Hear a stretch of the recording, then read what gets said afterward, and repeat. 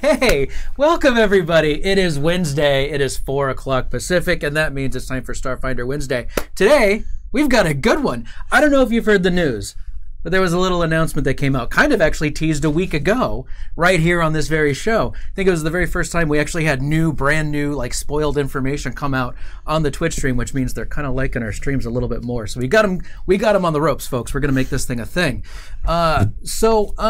We had an announcement about a playtest of some kind, and then Monday the blog came out, and surprise, it's a playtest for the Character Operations Manual for Starfinder, and it's got some classes in there. And we thought, boy, we're going to need to talk about this one. So today we got ourselves Robert G. McCreary, sorry, and Owen K.C. Stevens in the house. So welcome, everybody. Thank you very much. Welcome. Thank you. Glad you could join us. And what we're going to try to do is we're going to try to get through this somewhat quick because, A, we have a hard stop time at 5 because BB Wolf and friends should be streaming more Starfinder like they do on Wednesdays. And I'm expecting that we're going to have quite a bit of Q&A. You think? Possibly. Maybe. and I've got a little list of things that I want to get through here that I think is going to be right up against 30 minutes. So it's going to be pretty busy. So first of all, thanks for joining me. It's been a busy week, I'm sure. It has. Yeah. Rob, busy? Yes, definitely. Really? Okay. And then also with the holidays. I mean, you got all of those things together. It's just a mad scramble. So first off, let's just start with a recap. If anybody missed the news, what happened? Rob? We launched a playtest for a new book that's coming out in the fall of 2019 called the Character Operations Manual. And the playtest is for 3 brand new classes that we want people to try out and help run through their paces so we can, make them the best they can be for inclusion in the final book. We've got the biohacker, who is a medical injection weapon specialist that can affect people's traits and physiology and chemistry. Okay. Then we have a vanguard, who is a melee specialist who can manipulate the entropic forces of the universe to cause energy to flow better or less well or differently. Okay. And then we have the witch warper, who is capable of pulling in magical effects from other realities to affect this one. So then as we get, there we go. I'm so busy listening. I was not even paying attention to my buttons. So as we get into this thing, I figure as we start playtesting these things, people are going to get to know these these classes a little bit better. Yeah. And all of that sort of thing. Right off the bat, something that I saw in the message boards was, are there going to be IKonics for these classes and all of that sort of thing? And what can we talk about with that? There will be IKonics, just like we have for our core classes in the core rulebook. We can't really say anything more about who they'll be at this point. Do we know who's doing the art for those, though? I'm not sure if we even do. I believe it's. Well, we probably shouldn't say just in case it's. We might know. We might. And we will generally speaking, when we do new IKonics for our games, we do stuff on the blogs, meet the IKonics, which you'll hear their backstories and everything. So as we get more into 2019 and closer to the release of the book, those things will be out there for people to see, and there'll be a whole big thing like, hey, these are the new iconic characters. So stay tuned. We frequently don't start talking about a book until we're ready to start hyping the release, and that's when we start releasing art previews. But for this one, we wanted plenty of time for this playtest to let people play the classes and get used to them over the holidays. Then we have to analyze that data. Then we have to decide if there's anything that needs a change. Then we have to craft a change. Then we have to test the change. Then we have to...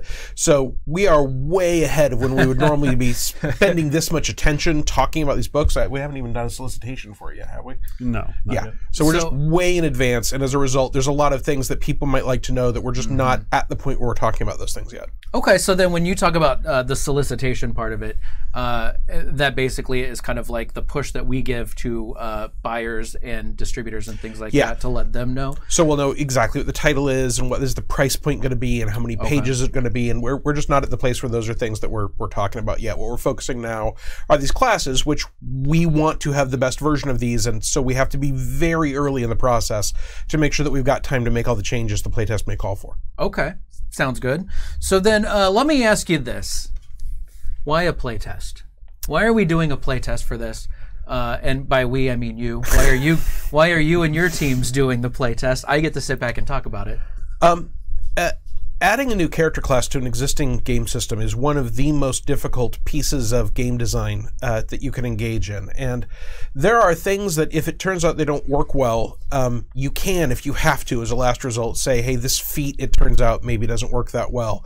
And someone may have taken that feat or even focused a character on that feat, but ultimately it's a small part of a game. A character class is the main interface that players use to interact with the game world. So it is very important that those get the most rigorous testing and look at and feedback from the community, right? We want to add things to this game that excite people, that interest them, that they think are fun.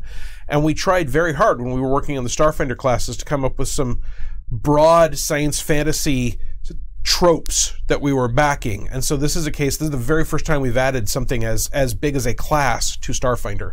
And we really wanted to work with the community on making sure that these were rigorously looked at, that they were fun, that they integrated well with the game as it already exists, so that when we are expanding this game, we're expanding it in a way that the people who ultimately are most important, the players and the GMs, are happy with.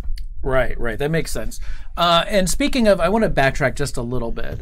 When we talk about the solicitation, all that kind of thing, you said it was how big the book is going to be and all of that sort of thing. Rob, let me ask you this: what do we have an idea of what can we expect roughly? How many pages? How big this is?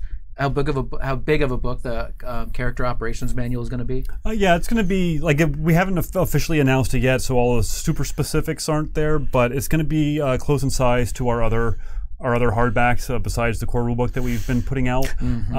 This is sort of like it's going to be sort of people, if they're familiar with the Pathfinder way of things, the advanced player's guide. So we're going to have these 3 new classes, but of course it's going to be full of a whole bunch of other options for all the other classes. So really something for every kind of player.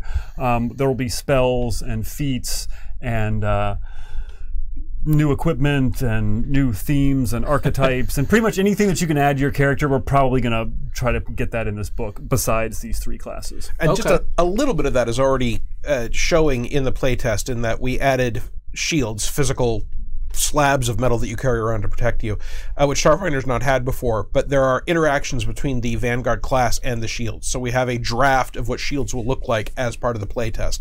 But that's an example of the sort of thing that we're going to be looking at doing. Okay, here's a new class. That new class has an interaction with a new piece of equipment. But probably soldiers are interested in shields, and other classes might be interested in shields. So there will be more stuff there. We just haven't gotten down to being at the point where we're so positive exactly what's going in it and what it's going to look like that we're ready to tell people. Because if we promise people that there's going to be shields of wonder, which there aren't, if we did promise people that, they'd get super excited about it.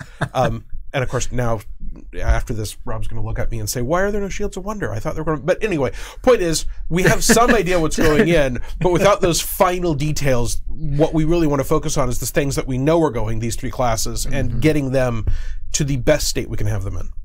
Okay, so and then finally, and I'm trying to get through all the questions that I have that I'm pretty sure you can't fully answer, but you can partially answer, because again, no solicitation means we can't really give out a whole lot of details just yet. And the assumption is that these 3 classes that are being play tested for the Character Operations Manual are the only 3 that are going to be in this book, and I assume that. Can we speak to that? For new classes, yes. Okay. We're adding these 3 new classes. There's no secret stealth class going in there. Okay. But when we say we're adding these 3, if the playtest feedback came back that one of these classes was at its fundamental level flawed, yeah. I mean, the names are not set in stone. The game mechanics are not set in stone. Even the roles are not set in stone. Now, I would be shocked if we had done such a bad job that what we had did not look very similar to these.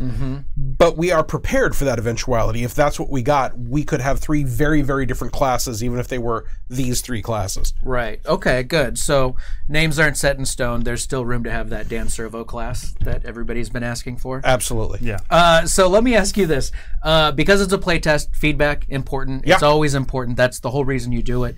What are the different methods that we're using to collect all of that feedback? First off, go to starfinderplaytest.com. If you haven't done that already, that's kind of your go-to place to find out all the information, to get the playtest PDF with all of the classes in there. And that will also give you links to surveys, which is one of our primary means of collecting that information. We've got a survey for each class. And then, of course, on the Paizo.com message boards, we have some dedicated forums just for the playtest, for the classes, and sort of journal discussion. Great. and I feel like there's the button. So I feel like what the idea is that we hit up the forums, we hit up the surveys, all of that sort of thing. We collect that information. On when we first made the announcement, we were interacting with somebody on Twitter that was like, "Hey, I've never played before. Should I do this?" And I think almost unanimously we were answering at the same time, "Oh, absolutely." So what would you say to somebody that has not played the game yet and they're just now getting into this whole thing and they're seeing this? What would you suggest? I mean, if you are excited to play the game, by all means, pick it up, play it. Be aware that the version of the Biohacker, Vanguard, and Witchwarper that we have out now may not be the same as the final versions. That's the whole point of a playtest. But we don't want to make these classes so obscure or complicated that you cannot pick them out without being a master of the game. It should not be any harder to play a biohacker than it would be to learn how to play an operative. So don't feel like you have to master the whole game. Just figure out what you need to make one character of whatever class you want, find a GM or be a GM, run through a scenario, have some fun. And the great thing is, if you make some mistakes, it's a game. It's fine. If you're having a good time, you're doing it right. Yeah, hopefully. I think, I kind of feel like that, again, for us, this is work. And it is work. I'm not kidding. Work. It's it's fun and it's really entertaining and all that thing, but it's still work. But I feel like for everybody else, it's like just make sure it's fun. And if part of the playtest, if that brings up something that you're like, this is weird or whatever, but I'm having fun, then maybe let that go. Who knows? Well, there's nothing wrong with getting on the forums and saying, hey, this thing is weird. I wanted to bring it to people's attention, right? Yeah. You don't have to make a decision on it right at the moment. The whole point is, if you put that out there, other people can look at it. Other people might start talking about if they've had the same reaction or not. Sometimes things happen in a role-playing game that isn't about the rules, right? If you all died laughing because of the thing that your Isoki Vanguard did when he set off a whole bunch of bombs and survived, that may not be about the class. That may be about you all having a goofy Isoki PC, and that's fine. But don't be afraid to come on and talk about those things on the forums. We want to have a very welcoming community, and we want your feedback. Okay. So let's talk about this. I wrote down a note, and I don't know what I meant by this note. I just wrote NPCs. So what do we want to talk? I'm sorry. I thought it was going to make perfect sense to me when I wrote it, but it makes no sense at all. It makes perfect sense to us. There you go. That's perfect. Carrying the show, you guys. Thank you so much. We've had some questions about how to make NPCs using the new classes, because in Starfinder you have class graphs that are added on. If you want to make somebody a member of a particular class, that's sort of a separate thing. It's a simplified version of the class to add on to NPCs or monsters.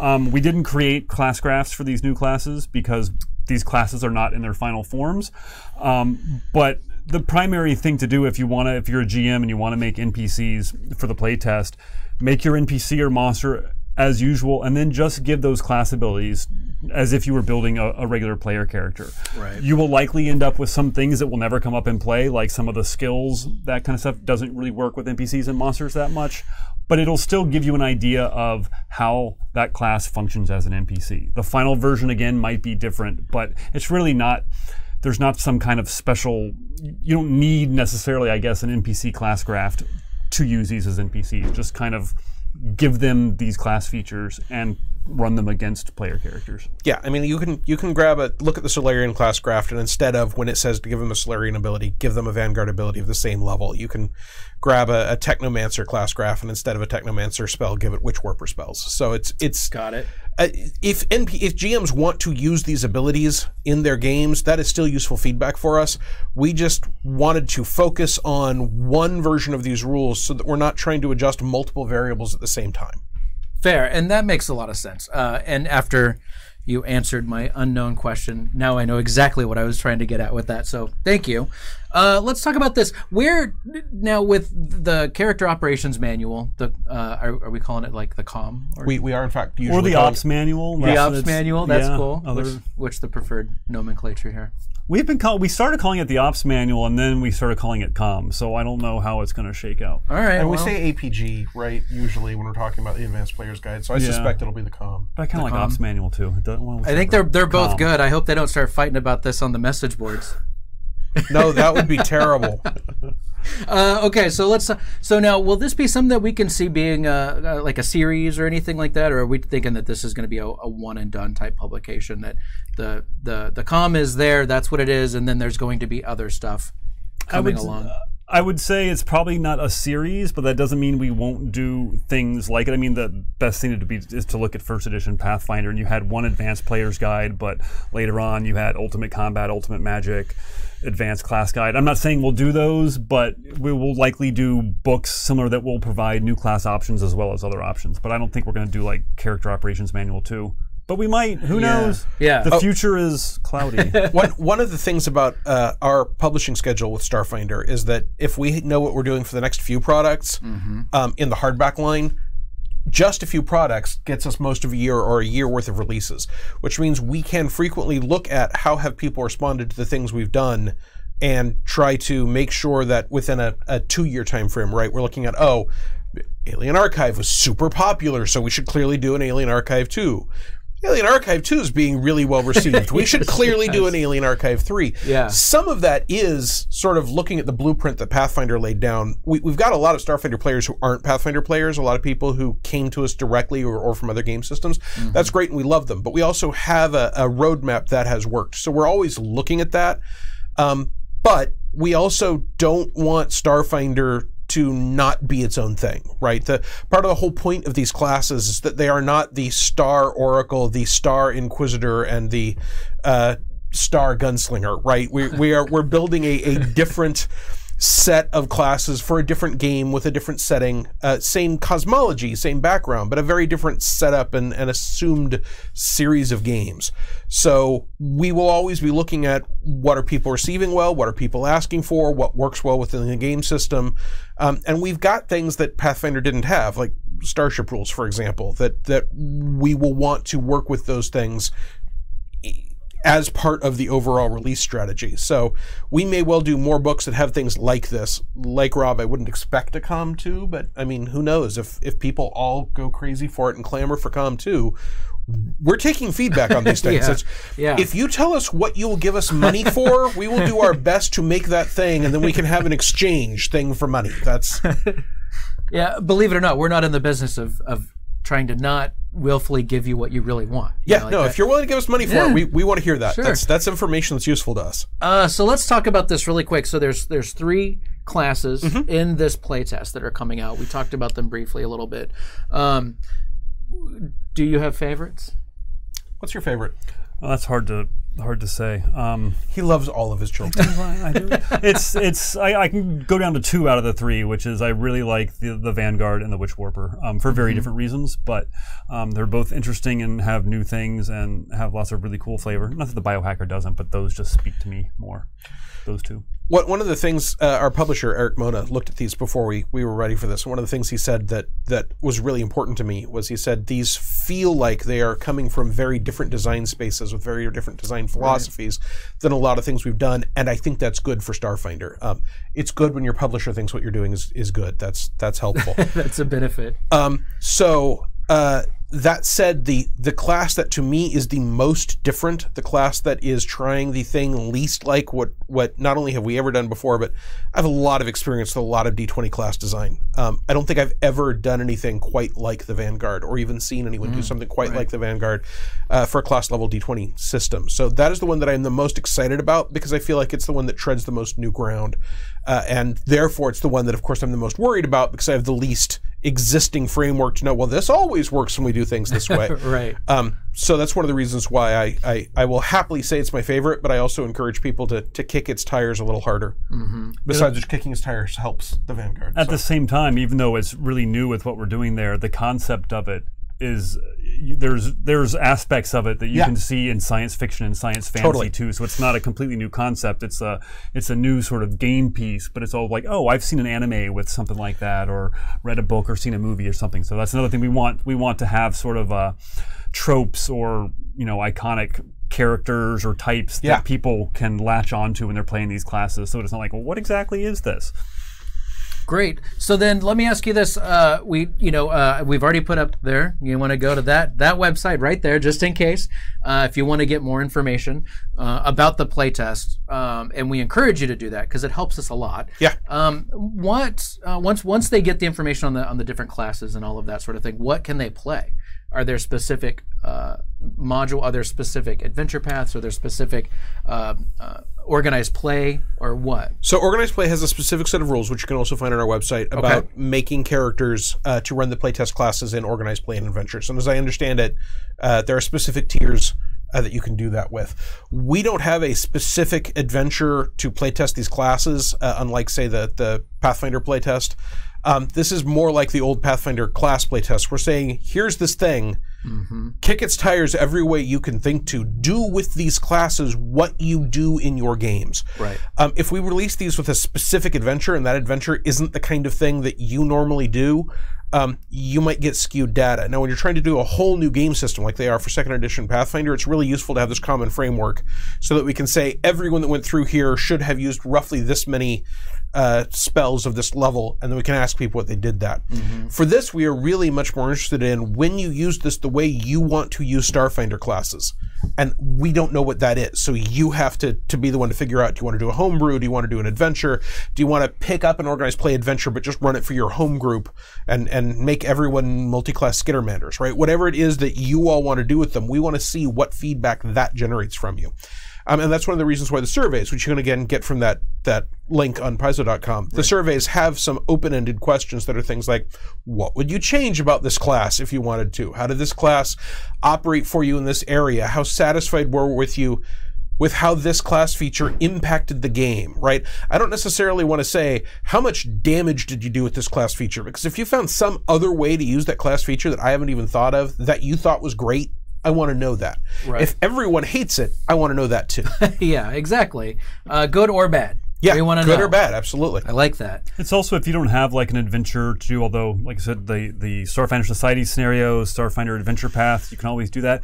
Nothing else, pick a level, make up characters at that level, pick some monsters from Alien Archive that are a good challenge, and just fight a combat. Even that is, we want to see these things being played. We want to see what happens when they're played. So, if you can't get a whole session together or don't want to interrupt your other game, play some combats. Just do anything to kind of run these things through their paces. That's what we're looking for. And I'll also note, the actual play experience is the most valuable to us, but if you're not in a place where you can get a game together at the moment and you read through it and you have strong feelings about something, I still want to hear that on the forums, right? That is still useful feedback. Yeah, make up some characters. That's still part of play, You're right. Build some characters, and if while you're building a character, you're like, at this level, there's clearly no good choice for me to pick, that's good to know. Fair, yeah. It's all facets of this thing. We need the feedback on that. Now, here's the thing. This only goes until the 15th. Yeah. Is that right? January 16th. The 16th, not the 15th. Of January. I'm just a dumb host. But that would mean, and this is my guess, that would mean that there's not going to be time to rewrite any of the stuff and put it back out there and let people play test it again and all of that sort of thing. If we ran into something that was so broken that we felt you could not continue to playtest, then we have emergency levers and whistles and sirens we can pull to put out something if we have to. But that will disrupt the lives of a lot of people here other than me. So most likely that will not be the case, right? Most likely we'll take the feedback of what you have, and then we'll make changes, and then we'll do internal playtests for those changes and iterations. And like everything else we design, right? Most things don't get this kind of public playtest. But I wanted to make sure that we did this so early that we had time to do all those things internally with this stuff. That unfortunately, you could always use one more playtest, right? If we didn't have to worry about a publishing schedule and making some money and paying people's salaries, we could always take people's feedback, make changes, put it out again, take their feedback, make changes, put it out again. I've been told more than once, game designers are never done with a game. It just gets taken away from them by the printer. Yeah, that's true. Yeah, I can see that. So there has to be a point, just our poor project manager is like, okay, at this point you have to stop so that you can get this done. And this was the way to get the most feedback we could for what we hope will be the best possible version of these classes. That's fair. That's fair. All right. Anything else? No, I think we've... I do have one other thing. Thank you all. Everyone who is watching this right now is at least potentially interested in helping us with this feedback. I really love gaming and RPGs, and Starfinder in particular. I'm biased, I know. But the people who are taking their time, especially over the holidays, to do some extra gaming, hopefully you all will have a good time, but you're also helping. And so I do want to thank you for taking the time to do that. We do appreciate it. Absolutely, we do. Taking the time to hang out with us here. Yeah, absolutely. Which, we know 4 o'clock Pacific is not the easiest time to hang out with a Twitch stream, but thank you for doing that. All right, so let's do this. Let's say a goodbye. Okay. And then we'll have a nice little show for YouTube. Okay. And then we'll do some Q&A with all the happy folks out there. So let's do that. And my camera. Hey, thank you so much for joining us, everybody. If you liked it, please, we've got more shows coming. The next three of the next 4 shows are about these new classes, and so you're gonna want to make sure that you get those as soon as they get uploaded to YouTube. So subscribe and hit that little bell down there so you know the second those videos go live. If you want to be a part of the Q&A that we're actually getting ready to start right now, join us on Twitch at twitch.tv/officialpaizo. I almost got it the first time that time. I'll do it at some point. I'll get it the first time through. We're doing Q&A. And yeah, so join us if you want to do that. In the meantime, thank you so much for watching. We hope you take part in the playtest. And I'll have a link in the description down below on how to get to all of the fun stuff for the playtest that's coming up for the Character Operations Manual. And in the meantime, for Paizo and for Owen and for Rob G. McSee and for me, your old buddy Dan, thank you so much for joining us, and we will see you again next time. Bye. Bye.